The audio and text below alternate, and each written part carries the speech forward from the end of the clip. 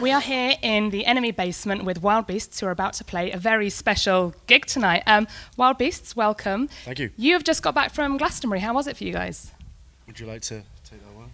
Yeah, well, you were in for maybe a total of 6 hours? Yeah, I drove my 15-year-old Ford KA to the back of the other stage, which was pretty fun. Like, Did you have a slightly different experience? Did you get more stuck in? Yeah, I was there 4 nights. Okay. Yep. What was your wildest Glastonbury moment that you can tell us wildest playing the other stage. My God, that was intense. What was it like? What does it look like when you're up there? What did you see out there? it's large. It's large. Yeah, it's a lot to take in. It's like hyperstimulation. Mm-hmm. It's everything at once, all emotions at once. It's kind of terror, panic, joy, love, noise. Yeah, it's brilliant. It's all things. It's maximum.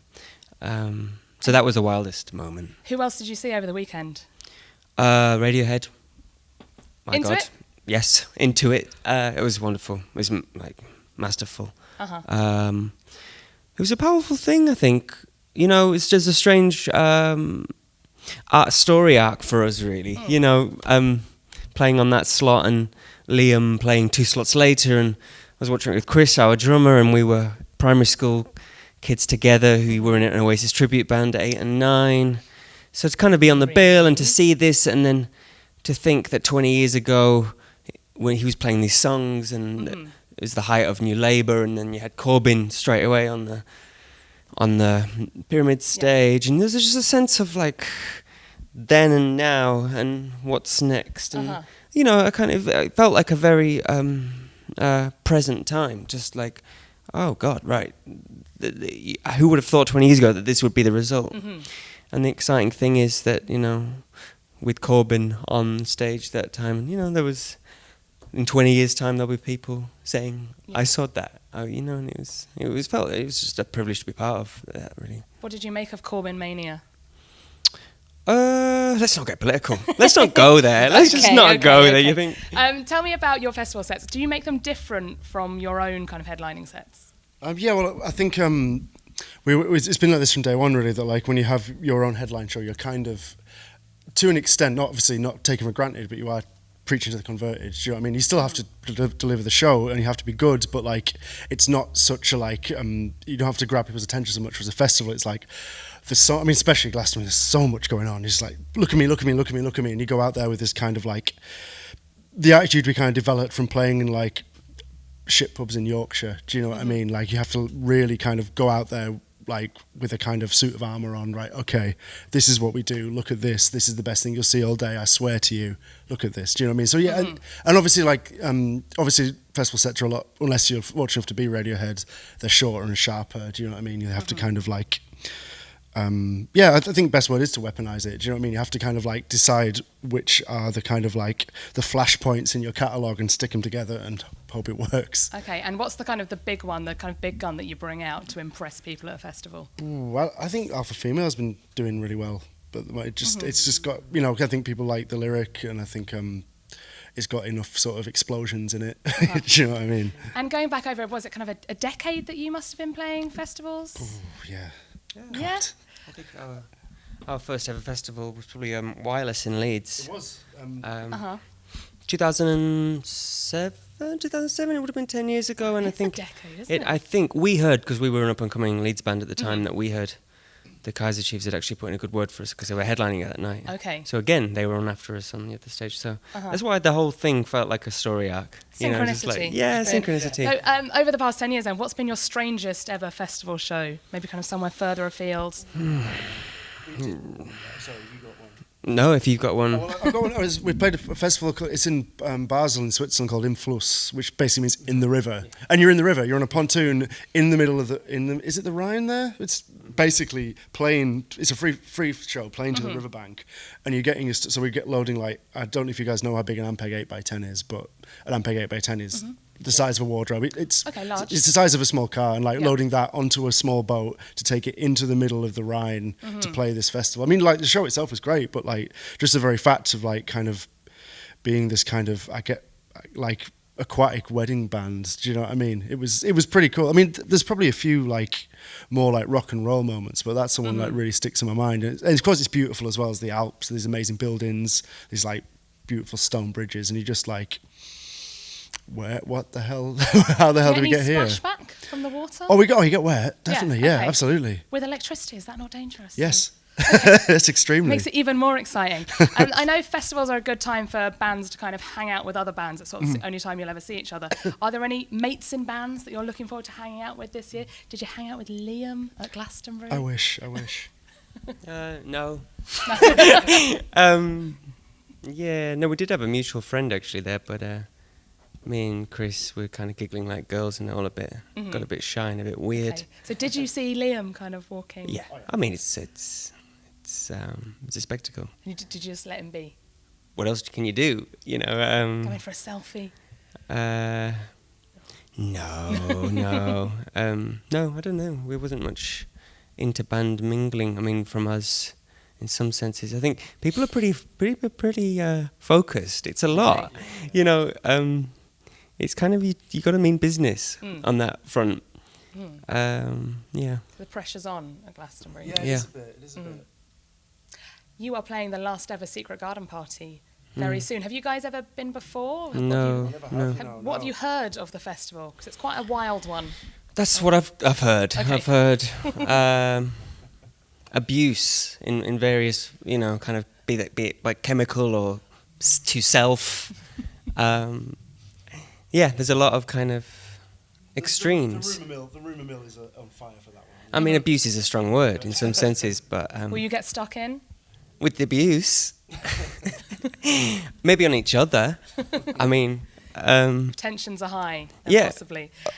How do you feel about there being one less festival on the festival landscape? Do you think there are too many? Are there not enough? I think it's a shame. I think it's a shame when something shuts down. I think it was run pretty independently minded. You know, whether you liked it or not, it definitely had its identity. Do you know what I mean? So I think that's a shame.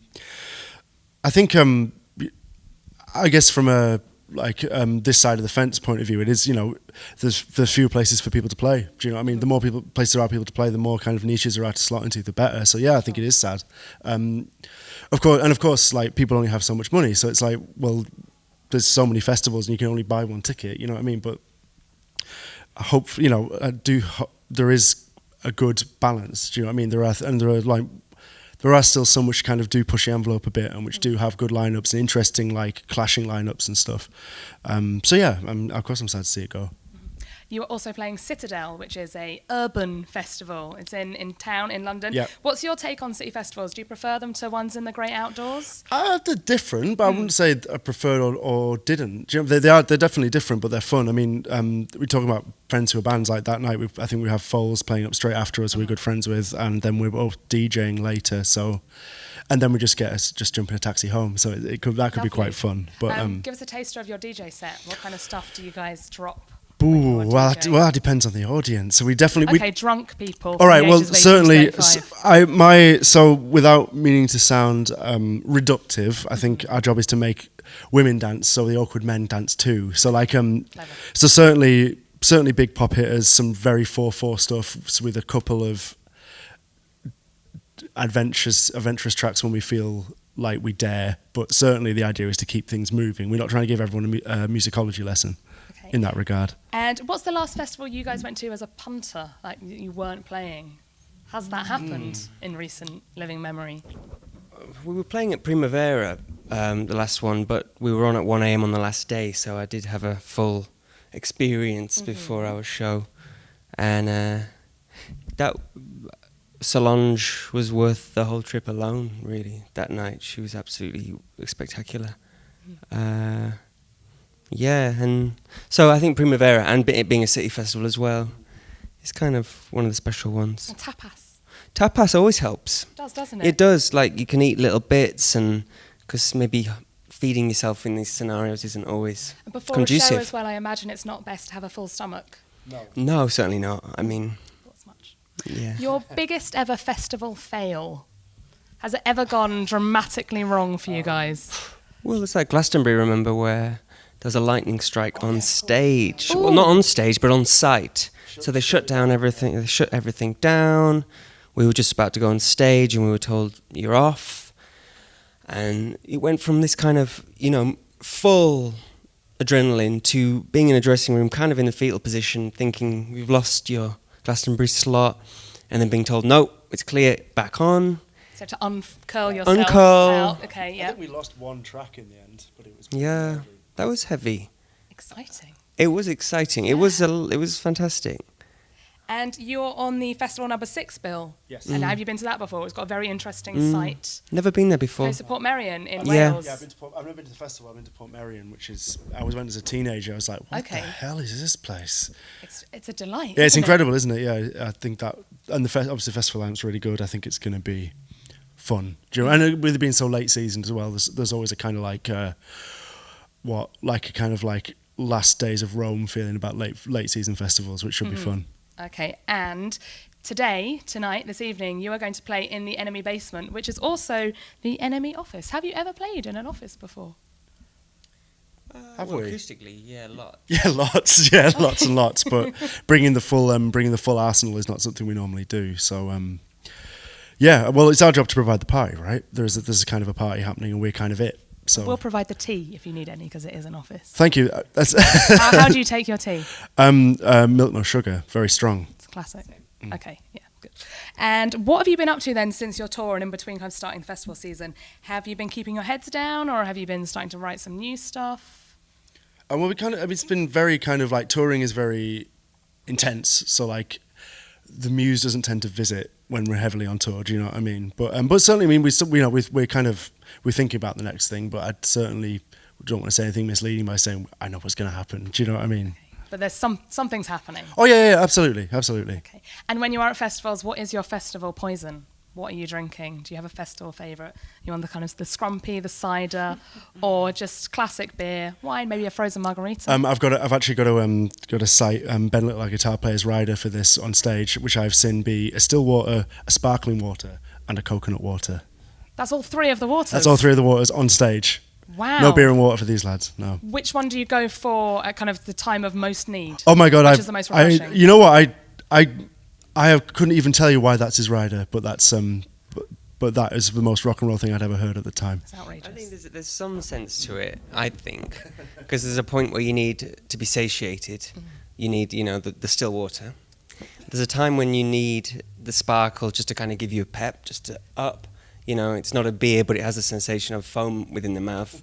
Gives you a sense of drinking something slightly adult, And the coconut water has a vague kind of bodily fluid element to it that maybe gives you the feeling of, that kind of vitality and, a visceral kind of feel. And so I actually, to defend the guy who isn't here, would say that that's a pretty good trio of stage drinks. Yeah, that makes total sense. Thank you very much. Have an excellent show tonight and an excellent rest of your festival season. Lovely. Thank you.